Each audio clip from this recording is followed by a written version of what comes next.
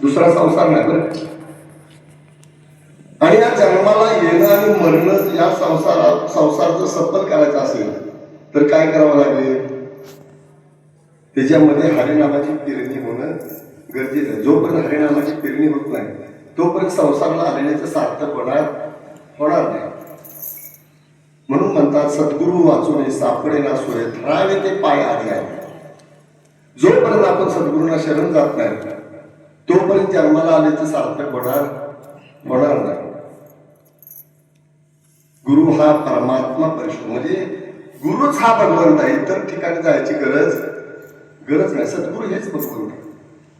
आणि तिथं एकदा निश्चय दृढ झाला की मग आपण जी पूजा करतो सगुणाची पूजा, ती सगुणाची पूजा थांबते का? आपल्याला निर्गुण प्राप्त सद्गुरूंच्या कृपेने आत्मया परमात्मया परम सुख भेटी झाल्या. मग तो नवीची वाया स्मरण विसर. एकदा त्या परम सुखाची आपल्याला प्राप्ती झाली कि मग तिथनं माणूस हलत नाही. त्या परम सुखाची प्राप्ती होणं गरजेचं आहे प्रत्येकाला. इतर सुख कसं आहे? इतर सुख घेऊ नये. इतर सुख आपल्याला देणार नाही. त्या भगवंताची प्राप्ती झाल्याशिवाय परम सुख मिळणार नाही. मग ते कुठे मिळेल? तर सद्गुरूंच्या सानिध्यात आल्यानंतर मिळत असते. म्हणून ज्ञानोबा सांगतात श्रीगुरु साधिका असता पाठीरा काय इतराचा लेखा कोण करी. राजयाची कामता काय भीक मागी मनाची या दोघी सिद्धी पाहिली.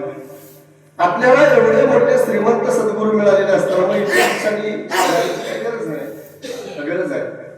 कारण तो एक भगवंत असणारा तो सद्गुरूने आपल्या स्वाधीन केलेला आहे. भगवंत किती आहे? एकच आहे. पण एकानंच चराचराचं रूप नटलेलं आहे. त्या भगवंताला आपल्या स्वाधीन केलेला आहे. तो भगवंत पक्का करून त्या एकाच्या ठिकाणी दृढ होणं गरजेचं आहे. कारण देव एक आहे. एकानं अनेकाचं स्वरूप घेतलेलं आहे. म्हणून महाराज म्हणतात आपला तो एक देव करून ठेवा. तो म्हणजे जुना पूर्वी होता आता आहे आणि पुढेही राहणार आहे.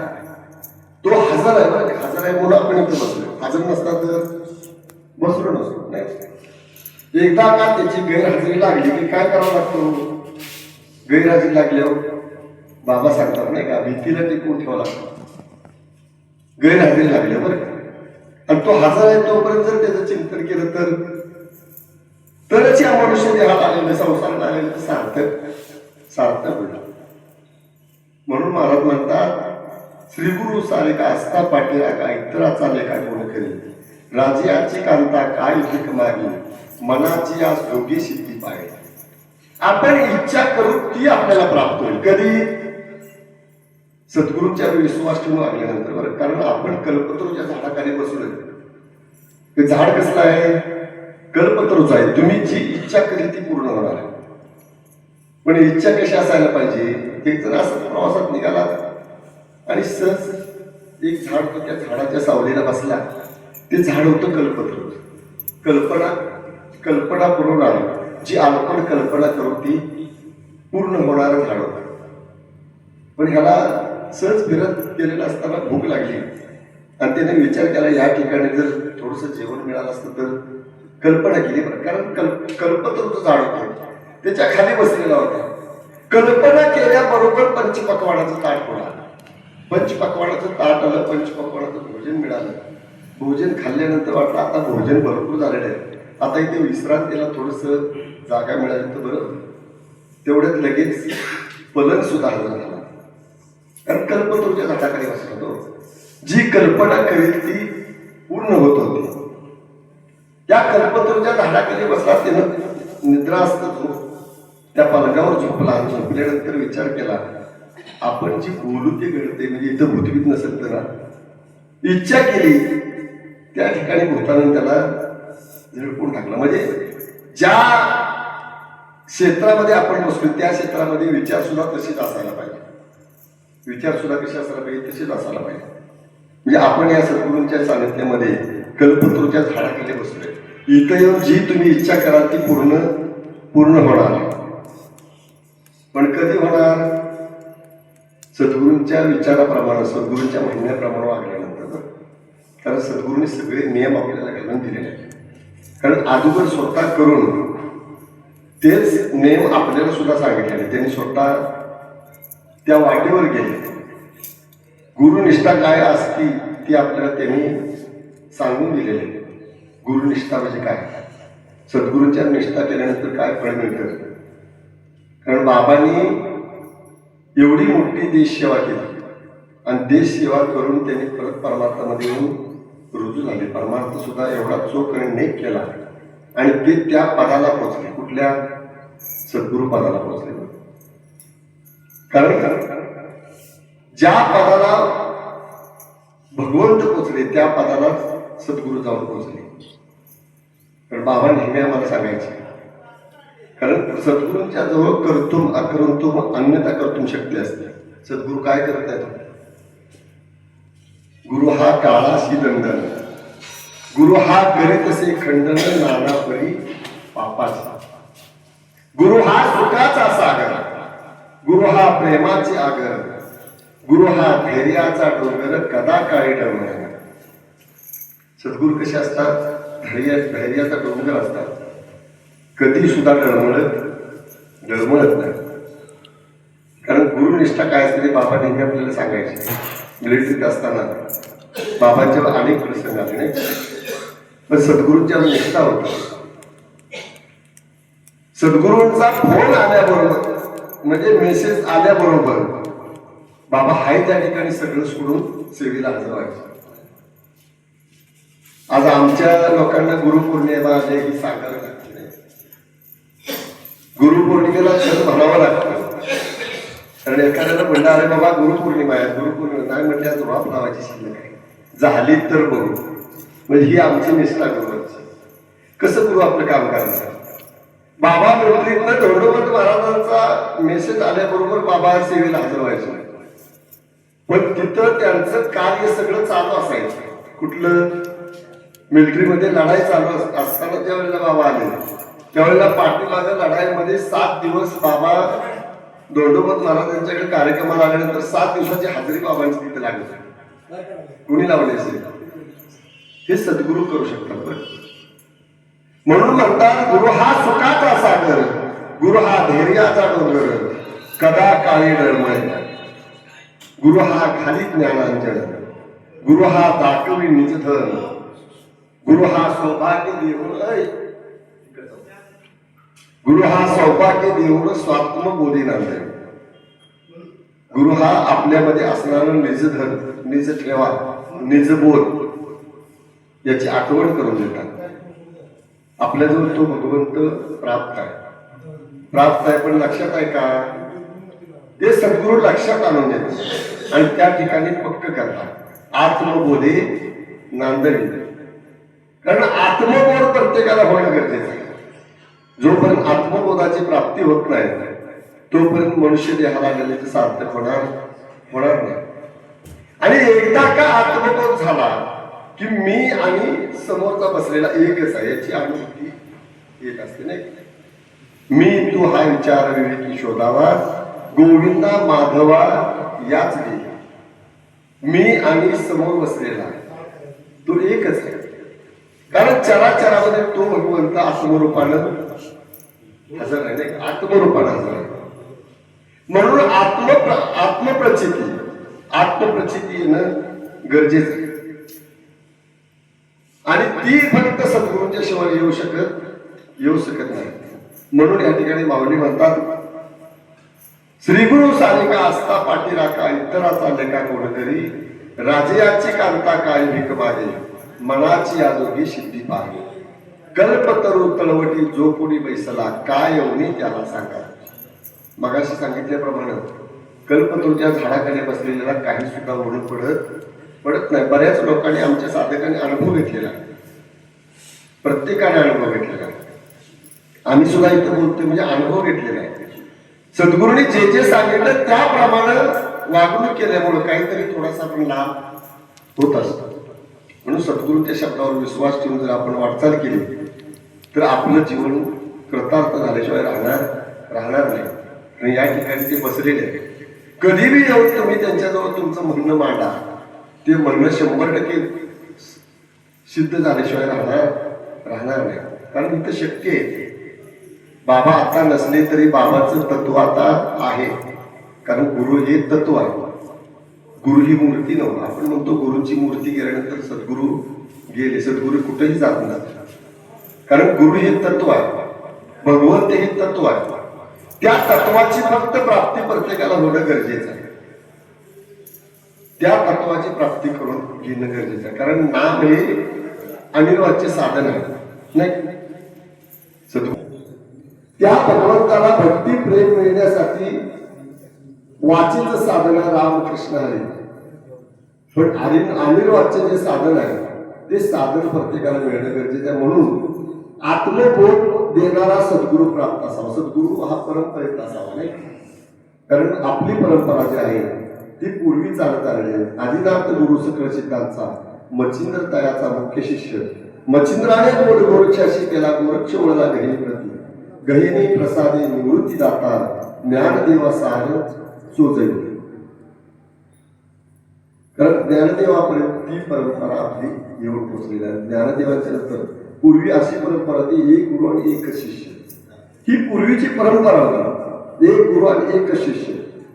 पण तेच ज्ञानोबा रायाने निवृत्तीनाथांच्याकडे मागणी मागितली की हे ज्ञान सर्वसामान्य जीवाला मिळावं. म्हणून ज्ञानोबा रायाने ते ज्ञान खुलं केलं तुमच्या आमच्यासाठी. आणि त्याच पाय ठेवून आपण चाललेलो आहोत. कारण सद्गुरू समर्थ जनार्दन महाराज ही परंपरा त्याच परंपरेत आहे. नाही कारण काळसिद्धेश्वर महाराजांच्याकडनं जी परंपरा आली ती आपल्यापर्यंत पोहोचली. काळसिद्धेश्वर महाराज, भाऊसाहेब महाराज, सिद्धरामेश्वर महाराज, रुडोपंत महाराज आणि जनार्दन ही परंपरा आदिनाथापासून चालत आलेली परंपरा आहे.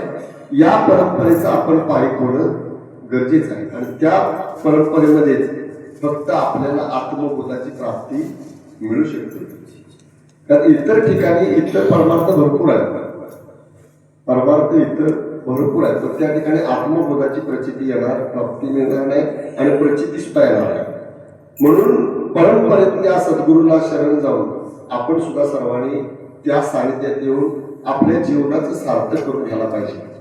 कारण प्रत्येक जण म्हणत असतो की जन्माला नंतर एकदा तरी गुरु करावा नाही. पण गुरु करत असताना त्या गुरुकडनं आत्मप्रचितीची आत्मप्राप्ती व्हायला होणं गरजेचं आहे. आत्म्याची प्राप्ती होणं गरजेचं आहे. कारण त्या आत्मारामाची एकदा भेट झाली की मग सर्व जीवाच्या ठिकाणी आपलं प्रेम करायला सुरुवात होती. कारण आपल्यामध्ये जो भगवंत नांदतो तोच इतरांमध्ये नांदतो. कारण सगळ्यांच्यावर प्रेम म्हणजे भूतमात्रांच्यावर नाही. भूतमात्रांच्यावर प्रेम, भूतमात्रामध्ये जीव मात्र, प्रत्येक जीवामध्ये तो भगवंत प्राप्त आहे अशी प्रत्येकाला अनुभूती येते. असो या ठिकाणी पुढचा कार्यक्रम वेळ तर आपल्याला बाबांच्याकडून जो संदेश मिळाला तो संदेश मी तुमच्याकडून पोहोचवण्याचं काम केलेलं नाही. कारण गुरु परंपरेला धरून राहणं गरजेचं आहे. कारण निष्ठा असायला पाहिजे. निष्ठेशिवाय फळ मिळत नाही. तर आमची निष्ठा आहे, आम्हाला मान मिळेल ना की आम्ही ती निष्ठा आमची गेली खाली नाही. प्रत्येक मानाला हा पावले आहे. मानाला प्रत्येक जण हा पावले आहे. म्हणून या ठिकाणी महाराज म्हणतात कारण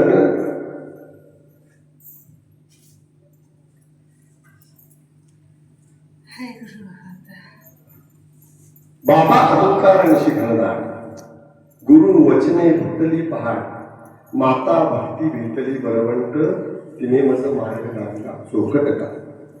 कारण अहंकार रूपी अंधारात आपण बुडून गेले. आपल्यामध्ये अहंकार भरलेला आहे. प्रत्येकाला वाटते की इथं मला कोणीतरी मोठं मला मान मिळावा.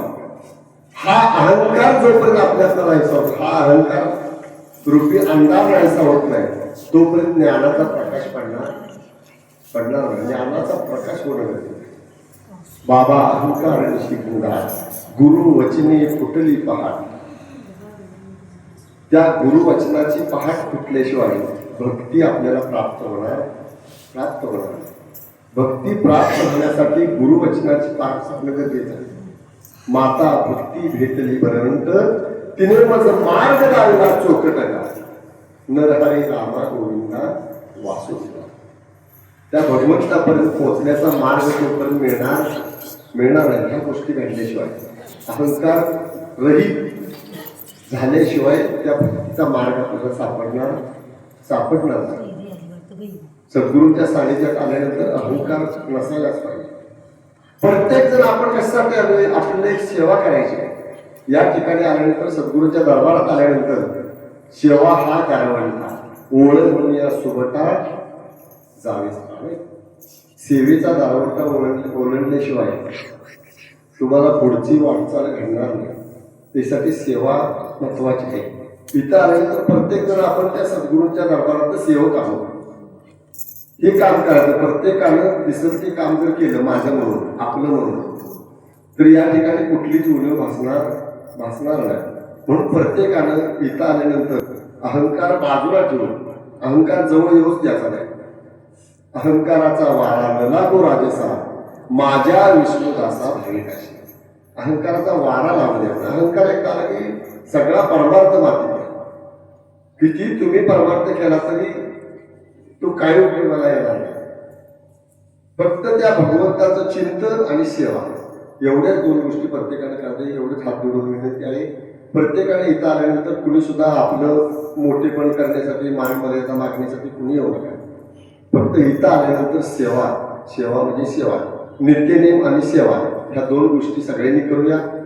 आणि या ठिकाणी बाबांचं झालेलं अधिष्ठान, ह्या अधिष्ठानाची उंची फार मोठी उंची आहे. तेवढी उंची वाढवण्याचा आपण प्रयत्न करूया. सगळीकडे बाबांचं मंदिर आहे, सगळीकडे बाबांचे अधिष्ठान आहे. पण जिथं जिथं बाबांचं अधिष्ठान आहे ते अधिष्ठान आपल्या बाबांचं आहे. ते अधिष्ठान उंचच झालं पाहिजे एवढं प्रत्येकाने फक्त लक्षात ठेवा. कारण कुठंही जरी असलं तरी परमार्थ बाबांचा आहे. मग त्या अधिष्ठानाची उंची आपणच वाढवायची. आज जगभरात ज्ञानोबाचं 700 वर्षाचे नाव अजून सुद्धा आहेत. तुकोबारायांचं नाव किती वर्ष आले? 350 वर्ष नाही. आज सुद्धा तुकोबारायांचं नाव आहे. असंच आपल्या बाबांचं, आपल्या सद्गुरूंचं नाव असं चंद्रसूर्य येतोपर्यंत राहावं एवढीच एक इच्छा आहे. तेवढं करून माझं मी 2 शब्द संपवतो. या ठिकाणी सद्गुरूंच्या कृपेने जे मला बोलतात ती बोलण्याचा प्रयत्न केलेला आहे. फोडीने भांडार धान्याचा हमाल मी तो हमाल भाव आहे. कारण माझे जवळ कुठलंच भांडवल नाही. कारण बाबा जसं सुचवतील त्याप्रमाणे मी मांडण्याचा प्रयत्न केलेला आहे. चांगला आहे ते माझ्या बाबांचं आहे, सद्गुरूंचं आहे, ते जपून ठेवा आणि त्याप्रमाणे आपल्यामध्ये बदल करण्याचा प्रयत्न करा. परमार्थात आल्यानंतर बदल जर झाला नाही तर परमार्थ करून काय उपयोग होत नाही. परमार्थात आल्यानंतर आपल्या जीवनात बदल झाला पाहिजे. नाहीतर आपण काय करतो, दुसरा करतो म्हणून आपण परमार्थ करतो, आपल्यामध्ये बदल करून घेत नाही. फक्त दुसऱ्याला बोट लावण्याचं काम करतो. दुसऱ्याला बोट लावण्यापेक्षा आपण कुठेही आपण तपासलं पाहिजे. परमार्थात आल्यानंतर आपण आपल्याला तपासायचं. दुसऱ्याला बोट लावायचं, आपल्याला आपण तपासायचं. ज्या वेळेला आपण आपल्याला तपासू, आपण आत घेऊ की आपण कुठं चुकतो हे बघू, त्यावेळेला दुसऱ्याची चूक आपल्या लक्षात येईल. कारण दुसरीची चूकच दिसत नाही. कारण आपण सोजवळ वाटतोय ना. त्याच्यामुळे दुसऱ्याची चूक काढण्यापेक्षा आपण स्वतः सुधारण्याचा प्रयत्न करूया. स्वतः परमार्थाची कास धरूया आणि सगळ्यांनी त्या भगवंताच्या सेवेमध्ये रुजू होऊया. एवढं बोलून मी माझ्या विठ्ठल विठ्ठल विठ्ठल